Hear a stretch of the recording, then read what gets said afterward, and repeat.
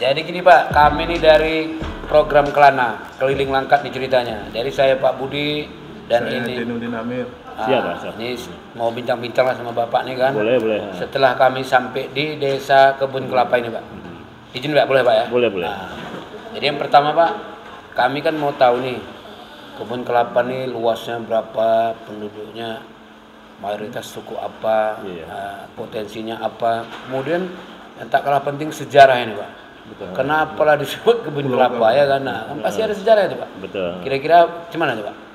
Kalau wilayah Kebun Kelapa luasnya 1.200 hektar ya, 1.200 hektar, dan mayoritas penduduknya suku Kalimantan, ada 3 etnis yang besar lah, Jawa, Melayu, dan Kalimantan. Ya. Jadi Kebun Kelapa ini sejarahnya dulu desa Kebun Kelapa ini desa perkebunan Belanda. Asalnya Kebun Kelapa ini satu desa dengan desa Sungai Ular. Jadi tahun 48 ya kan, masyarakat desa Kebun Kelapa ini telah menggarap tanah di sini dan pembebasan lahannya sejak tahun 1951. Dibebaskan oleh Gubernur Sumatera Utara, itu menjadi desa Kebun Kelapa. Jadi ya itulah sejarah dari pemekaran dan kebun desa Sungai Ular. Ya. Nah, yang lain apa bisa saya sampaikan nih Pak? Kemudian potensi desa kita ini apa nih Pak? Potensi desa di Kebun Kelapa ini ya mayoritas pertanian sawah ya kan, nah, tak ada hujan. Sebagian ada yang nelayan dan peternak. Di sini juga ada beberapa ternak ya kan, ayam, kambing. Ayam sekarang ini ayam lagi galai ayam apa namanya, ayam pedaging ya kan, dan petelur yang ada di desa Kebun Kelapa ini itu dari pengusaha yang hadir di desa Kebun Kelapa. Dan untuk sapi ada juga Pak, ada beberapa kelompok juga, ada bantuan dari pemerintah kemarin, ada 2 kelompok lah, kelompok gotong royong dan kelompok untuk ternak sapi dan pembiakan. Dan petani sekarang ini musim tanam padi. Ya, luas pertanian sekitar 220 hektar. Luas pertaniannya. Karena samparan kami ada 4 desa. Desa Sungai Ular, Tanjung Iblis, dan Hinai Kiri, semuanya mencapai 1.200 hektar.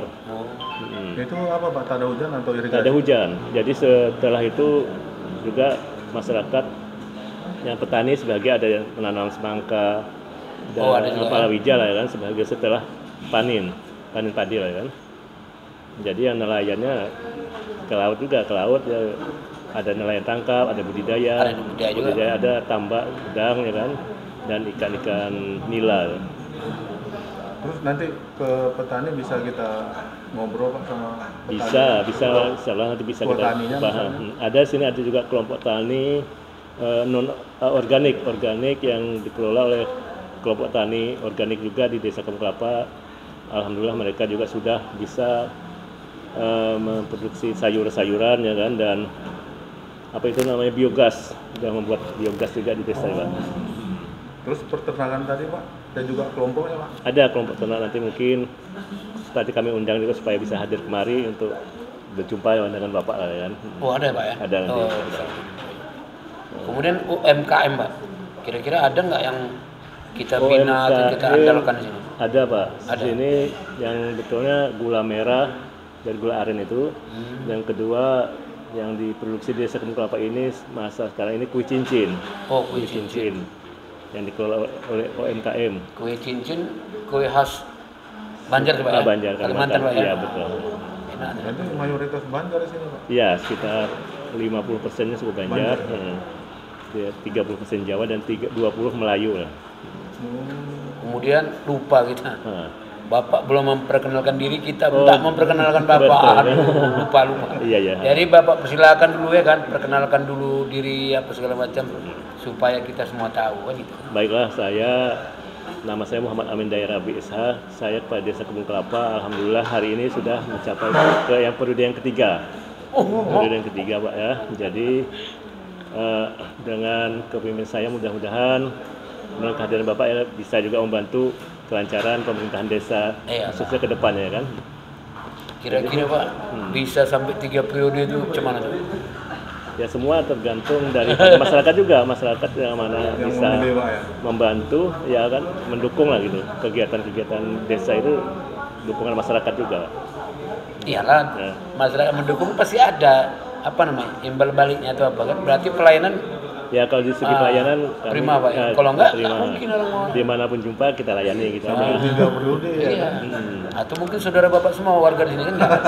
Ya kita hitung saudara semua. Iya, Apalagi ya Sama kan. Muslim, saudara Iya, sama Muslim. muslim ya. Enggak masih ada hubungan keluarga enggak ya kan? Prestasi desa Pak. Prestasi. Prestasi desa seperti apa misalnya? Ya misalnya entah ada apa Untuk Pak Tani tadi misalnya pernah ikut ini udah penghargaan ini ya kan di bidang Iya. apa dia? Betul, sebetulnya kami ini masuk desa apa namanya Proklim yang kemarin dibawa juga dari LSM Bitra, Proklim. Mudah-mudahan nanti Bapak jelaskan sedikit biar lebih paham lagi. Bitra itu kan apa juga dari LSM yang di lembaga Bina Masyarakat Indonesia lah ya, Bitra ya. Juga kami berkolaborasi juga dengan mereka dan mereka juga telah membantu kami untuk menjadikan desa menjadi desa Proklim.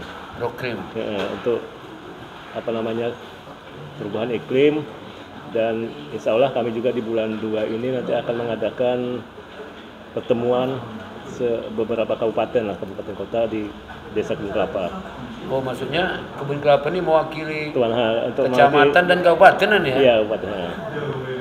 Untuk Tapi itu di bidang pertanian Pak? bidang pertanian dan iklim peternakan mas gitu semua. juga. Peternakan gitu juga. Iya Pak. Karena iklim itu kan berarti kan pertanian yang menyesuaikan dengan iklim. Iya, Perubahan sekarang kan ada perubahan iklim gitu ya kan? iya betul. Kalau gitu kelanjutannya kita jumpa ini ya, kelompok tani. Boleh. Kelompok tani ini. Boleh Pak. Kita udah dapat penjelasan dari Bapak kepala desa ya kan. Iya ya, Kemudian terakhir Pak, boleh. sebagai penutup mungkin kan, apalah harapan Bapak yang mungkin kepada pemerintah yang lebih tinggi kayak kabupaten, pemerintah provinsi ya kan, untuk supaya lebih maju lagi desa kita nih. Ya harapan kami masyarakat di sini selain daripada bantuan yang ada, kami juga berharap untuk petani lah, para petani kan kedepannya ya, walaupun kami sudah bentuk brigade pangan ya kan, mudah-mudahan dengan bantuan pemerintah kedepannya, karena pemerintah kita memprogramkan pangan ya, program pangan, mudah-mudahan dapat bantuan dari pertanian terutama irigasi, karena kami kan masih ada hujan. Itulah harapan kami juga, karena dengan adanya air ini itu sumber kehidupan kita semua. Benar-benar. Itu yang utama sekali. Ya mudah-mudahan ini didengar atau dilihat nanti Pak sama Insyaallah. apa yang terkait ya kan. Iya ya. Dan mungkin ada kelanjutannya nanti mudah-mudahan kita. Betul Pak. Jadi Pak, dari kelapa-kelapa itu maksudnya kelapa yang muda Betul kalau tuh atau kelapa yang memang kelapa tua gitu Pak? Ini untuk panennya gitu. Yang sekarang ini yang banyak itu apa? sekarang ini kelapa waktu muda. Pak. Kelapa muda ya, karena tua agak susah juga sekarang. Susah, ya. Tapi pun kelapanya pun udah hampir habis, sekarang udah berganti sama kelapa sawit. Wah, tinggal nama juga. Tinggal ya. nama, ada kelapa 1, 2. Tapi bolehlah kami nanti meninjau Pak istilahnya. Pak. Boleh. Nanti. Ke mana-mana yang inilah ya, macam ke peternakan atau ke area sawah itu. Ya, Boleh Pak. nelayan ya. Tapi maaf ya, saya nggak bisa mendampingi nanti mungkin anggota saya yang di lapangan. Boleh. Karena saya ada kerjaan juga di sini. Iya. Oke, demikian saudara bincang-bincang singkat kita dengan Pak Kades Kebun Kelapa. Setelah ini izin kami Pak bisa ke lapangan Pak ya. Bisa. Oke, wabillahi taufiq wal hidayah. Assalamualaikum warahmatullahi wabarakatuh. Waalaikumsalam warahmatullahi wabarakatuh. Masih Pak. Ya. Oke, dengan siapa nih Pak? Udin Ispedio. Pak Udin Ispedio, Ketua BPD Desa Kebun Kelapa. Nah, kira-kira ada yang mau kami tanya sih gini Pak. Boleh. Sebagai Ketua BPD, apa yang udah Bapak buat untuk kepentingan masyarakat ya? Kami BPD pertama tugas kami kan pengawasan Ya. pemerintahan desa. Kemudian kami menyampaikan aspirasi masyarakat. Jadi kira-kira apa aspirasi masyarakat itu kami sampaikan ke desa. Semoga desa itu bisa merealisasinya kan. Kemudian kami sudah membuat perdes. Masalah tentang lahan pertanian. Alhamdulillah berjalan dengan baik. Antara lain apa tuh Pak? Apanya? Perdes. Pokoknya apa? Pokoknya masalah alat tani, alat apa? Pertanian itu alat berat tidak boleh masuk. Itu kan bisa merusak jalan dan sebagainya. Kalau misalnya lah saya warga sini ya kan, saya langgar pula tuh perdes itu kira-kira cuma. Ada sanksinya Pak. Sanksi. Yang pertama, kalau umpamanya batas sawah atau jalan pertanian itu rusak, dia harus memperbaiki. Selanjutnya, bagaimana menurut Bapak kepala desa kita ini Pak? Alhamdulillah, sampai sekarang pengetahuan kami pada desa itu bagus. Berarti sinkron tuh Pak? Sinkron. Nah, sama BPD sinkron. Ya. Itu yang penting. 3 periode kan. Kalau nggak mana mungkin masyarakat mau lagi. Ya betul. Kepala desa tadi kan ya? Berarti cocok Pak ya? Cocok. Oke, begitu aja sih kita singkat aja.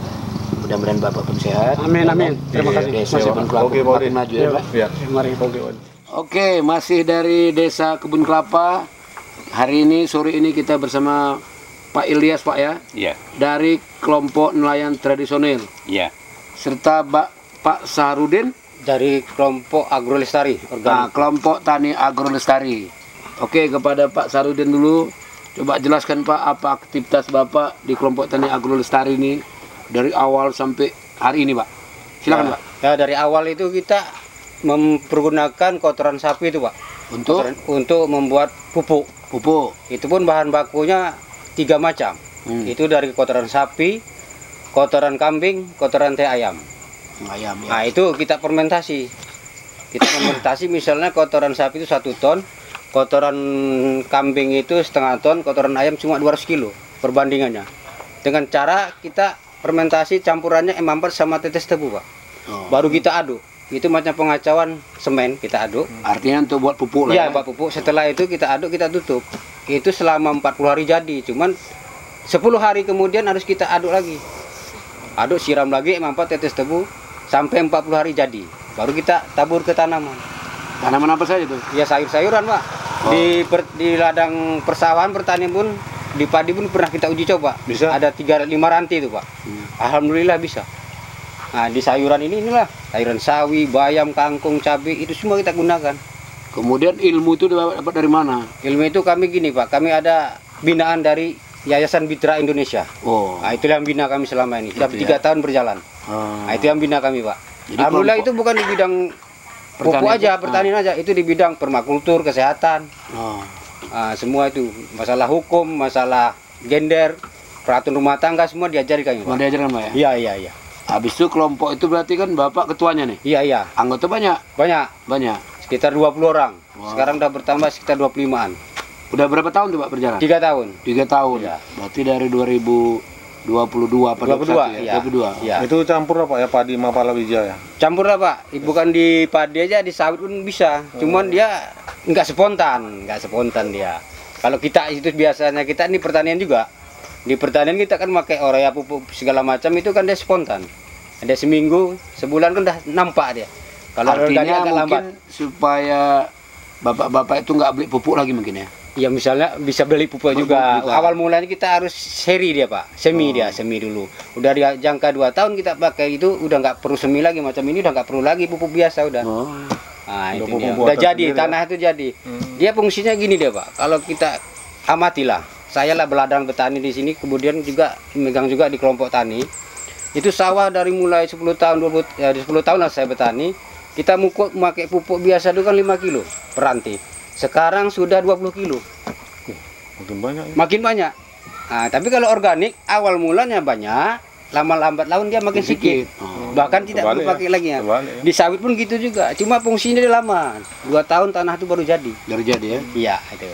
Berarti mengembalikan apa meningkatkan Tanah. unsur hara itu ya. Unsur hara tanah. Suburan tanah ya. Nah, kalau organik sifatnya kan dia gini, Pak. Tanah subur, tanaman subur. Sebetulnya bidang Pak Amir yang sarjana pertanian, Pak. Cuma kurang ini juga. Iya, kami alhamdulillah Pak ada yang membina kami Pak. Itu ya, Ini. Kami gunakan juga Pak di perpadian bisa Pak. Cuman itu tadi hasilnya beda memang. Beda misalnya kita pakai pupuk biasa 300 kilo, kalau kami 250. Tapi biaya pengeluaran lebih sedikit kami. Kalau racun kami pakai tumbuh-tumbuhan Pak. Dari daun sirih, brutowali. Berarti dapat ilmu dari mana tuh Pak? Itu tadi Yayasan Mitra Indonesia. Yayasan Mitra Indonesia tadi. Pak Sukirman kalau salah saya itu, pendiri. Itu dari Dinas Pertanian kan Pak? Dari Dinas Pertanian ada juga. Cuman kan mereka itu kan macam mana Pak? Namanya orang dinas. Waktu dia mereka itu mungkin sedikit, cuma ngasih pengarahan. Lagi mungkin dari ada yayasan itu mungkin enggak juga, enggak dilepas juga Pak. Kita udah sharing juga. Kalau dari dinas itu Pak, dia hanya sekedar teori. Prakteknya nggak ada ya? Teori dia Pak, terus terang aja. Kita ngapa itu tutup? Teori tetap ilmu ada, tapi tidak dipraktekkan. Kalau dari Mitra Indonesia dipraktekkan langsung. Kita nggak gitu. Sudah itu sawah tadi Pak, irigasi atau apa? Inilah sekarang kendala Pak. Kami kan ada program Prabowo baru ini, Opla namanya. Itu sedang kami udah usulkan itu masalah irigasi. Nah, udah ada masuk udah usulan kami Pak. Jadi apalah harapan Pak ke depannya? Harapan saya ini, kalau saya ini kan gini, itu ada biogas, itu dari kotoran sapi itu Pak. Nah, jadi gas dia untuk masak. Jadi limbahnya nanti itu untuk pupuk juga. Harapan saya itu, selama ini saya kan nggak punya sapi. Di rumah itu ada biogas, tapi sapinya nggak ada. Harapannya itulah supaya dapat sapi. Itu aja harapannya Pak. Mantap. Mana itu aja Pak. Mudah-mudahan apa kita ini dilihat Pak ya sama dinas yang terkait ya kan. Karena kita punya itunya, bendanya itu, kotoran sapi itu bisa kita olah jadi pupuk, iya kan? Cuma sapinya nggak ada. Rumah saya 300 meter ngambil sayanya kemari. Selain itu digunakan untuk kebun kita sendiri, apa dijual tuh pupuk? Belum Pak, belum sampai. Karena kami fermentasinya itu, maaf cerita ini nggak ada. Beratapkan langit, beralaskan tanah. Jadi tidak ada dia. Itu tadi lah, termasuk juga harapan tadi, mungkin tak ada bantuan dana. Kandang-kandang kompos gitu, tempat komposnya selama ini komposnya kan. Nah, ya, di tanah gitu kan. Itulah harapannya. Supaya ini bisa lebih besar ya kan, bisa dialirkan ke masyarakat kan itu. Memang masyarakat bertanya banyak. Kalau banyak lembunya kan. Banyak masyarakat bertanya Pak. Hanya jual nggak kan gitu. Sementara ini kami untuk kebutuhan anggota dulu Pak. Ini aja. Tiko ada apa laporan Pak Jenny? Iya. Kasihlah nomor HP. Bisa sarjana pertanian. Iya. Pas ya. Oke, ini ke Pak Lias nih ya kan. Iya, sebagai nelayan berarti Pak ya, nelayan tradisional. Iya. Kenapa ada ambil tradisional Pak? Itu nelayan kami turun menurun dari nenek sampai orang tua, belum bisa meningkat. Nelayan tradisional, nelayan kecil-kecilan lah. Artinya di pinggir-pinggir aja Pak ya? Pinggir-pinggiran. Manual lah. Manual. Ya. Jalan ada yang pakai mesin Pak ya. Karena kita itu terbatas. Terbatasnya apa? Untuk membeli perahu segala macamnya kan sekarang payah juga. Karena nelayan tradisional orang termasuk nggak mampu. Tapi harus juga ke laut ini. Cuman harus ke laut. Ya kalau nggak ke laut nggak berasa dapur. Kayak mana? Dapur nggak berasa kalau nggak ke laut. Memang itu. Sampan pas-pasan bocor. Sampan pas-pasan. Kecil ya. Iya. Lagi. Alat seadanya, misalnya jaring pendek, ya bubu kepiting, itu aja lah. Kadang-kadang yang kasihan sekali anggota ini kadang kami bilang di sini cari siput apa itu lokan, numpang-numpang sama kawan. Sampannya Pak ya? Oh ikut gitu. Karena nggak punya perahu, kayak mana numpang-numpang. 3 orang, 4 orang. Itulah di sini. Anggota nelayan di sini banyak, Pak. Sebetulnya yang sudah kami catat hampir ratusan juga. Tapi itulah kerjanya numpang. Nanti kalau nggak ada ya pre, itu aja.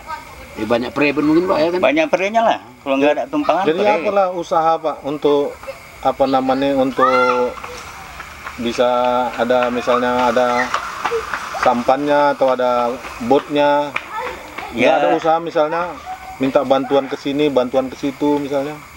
Ya, udah kita coba juga hari itu, Pak. Udah, Pak. SK kami pun udah ada 3 kelompok di sini nelayan. Jadi udah kewajiban sama PPL dulunya itu, tapi sampai sekarang belum ada diamati, belum ada digubris. Direspon lagi. Belum ada direspon. Jadi sekarang ini ya gitulah, cari ikan macam, ada yang jaring, itulah jual sendiri ikannya. Nah, kalau sekarang gitu, coba nih Bapak minta lah, harapan Bapak minta kan nih sekarang sama pemerintah atau sama pemerintah kabupaten Dinas atau Perikanan dan Kelautan Kabupaten Langkat. Iya, harapan kami itulah, kami yang nelayan tradisional, nelayan kecil ini, harapan kami ke depan minta dibantulah peralatan kami serta perahunya, itu aja lah, supaya kami bisa mencari kebutuhan tuh, supaya terpenuhi. Jadi sekarang ini ya beginilah, itu anggota juga nggak pergi macam mana kan? Nggak pergi macam mana, pergi kadang-kadang ya kata Bapak tadi perahunya udah tua. Bikin perahu modal belum ada. Sebagiannya ada juga. Ini ada ya ada. Kalau nggak pergi tutup sangi itu nggak ada isinya. Nggak ada, kosong. Itulah nelayan sekarang ini, Pak. Bini pun bisu. Bercakap Pak, bini pun nggak bersuara kan Pak. Gimana coba? Gimana? Di belakang itu mau Pak. pergi kita pun udah gelisah, sampannya bocor. Jadi gitu, tugas Pak Amir. Besok jumpai Kadis Perikanan. Bilang nelayan sini perlu bantuan. Itu tugas Pak Amir, kan Pak? Iya. Kami ada 3 kelompok nelayan yang sudah kami ajukan. Pokoknya di desa Kebun Kelapa. Udah tugas Pak Amir tuh. Ya mudah-mudahan didengar nih Pak. Iya. Harus. Itulah harapan kami ke depannya. Minta itulah tolong dibantu nelayan kecil ini. Jadi begitulah Pak, kami pun cuma bisa menyerap aspirasi Bapak. Nanti meneruskan kan. Kalau kami kadisnya kami sebenarnya kami buat tuh. Cuma Kebun Kelapa tuh biar senang kan gitu kan. Kalau sesuai dengan ucapan Bapak ini enak petani sama nelayan. Itu dia. Cuma gitu pun nanti kami jumpai Kadis Pertanian, kami jumpai Kadis Perikanan, kawan-kawan Pak Amir semua itu sebetulnya. Cuma ini lah karena Pak Amir nih malas dia berkomunikasi ya kan. Mungkin setelah ini nih hikmahnya nih Pak Amir nanti harus jumpai kadis-kadis itu sampai kan keluar masyarakat. Oke Pak Amir? Oke. Oke Pak, gitu aja Pak ya. Terima kasih Pak ya. Sama-sama. Oke Pak. Oke Pak, dengan Pak siapa? Pak Sugiatno. Sugiatno ya.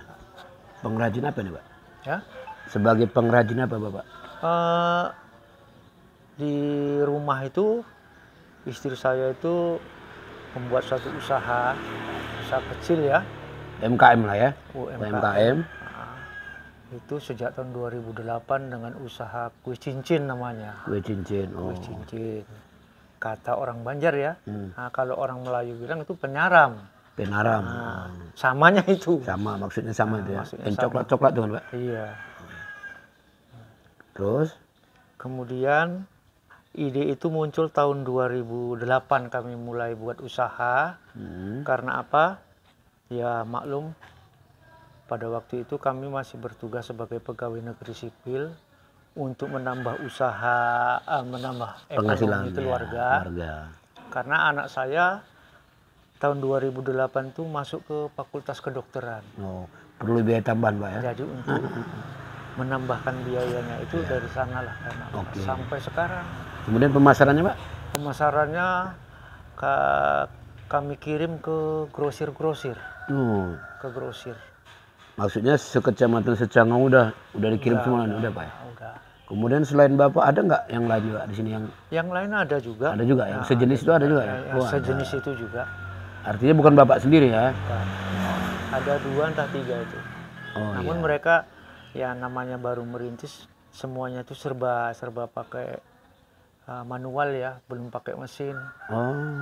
Kalau kami memang pakai mesin. Pengelolaannya pakai mesin karena satu hari itu 30 kilo beras. 30 kilo beras ya, itu yang mesti diadon di kota Jawa diuleni ya. Jadi ibaratnya apa namanya, penghasilan atau pemasarannya udah lumayan lah Pak ya? Alhamdulillah. Lumayan lah ya Pak. Sampai sekarang ini sudah sekitar 2008 sampai sekarang 2025 ya. Itu udah 7 tahun? Kok 7 tahun? Jadi? 2008. 17. Jadi kan bukan lagi hal yang baru ya Pak ya, udah lama Pak ya. Kemudian ada nggak misalnya perhatian pemerintah, bantuan pemerintah? Oh begini,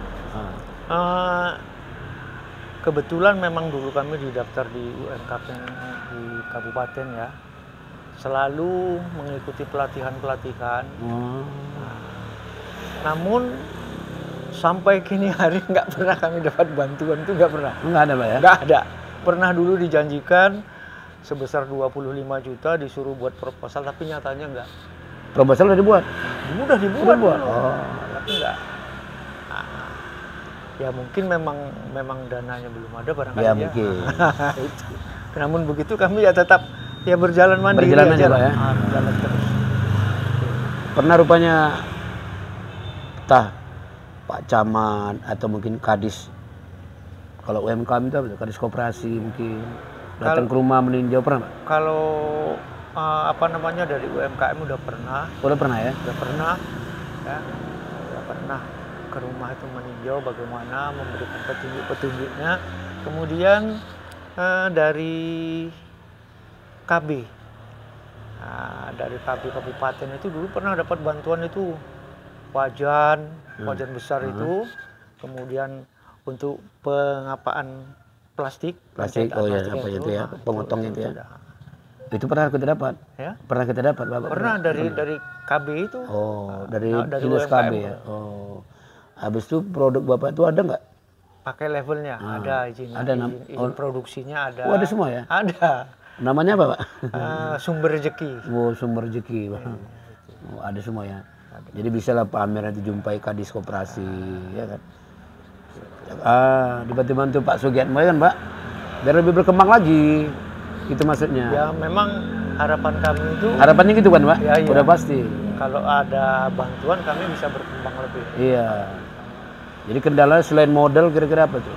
Kendala itu selain modal itu bahan bakunya itu gula aren. Gula aren itu kalau tidak asli Pak, nanti diolah dia keras. Dia keras. Padahal seharusnya yang enak itu yang lembut gitu Pak. Pernah Bapak gitu salah beli gula? Pernah juga? Pernah salah beli gula gitu? Pernah. Pernah, jadi rusak apa itu pernah ya? Pernah.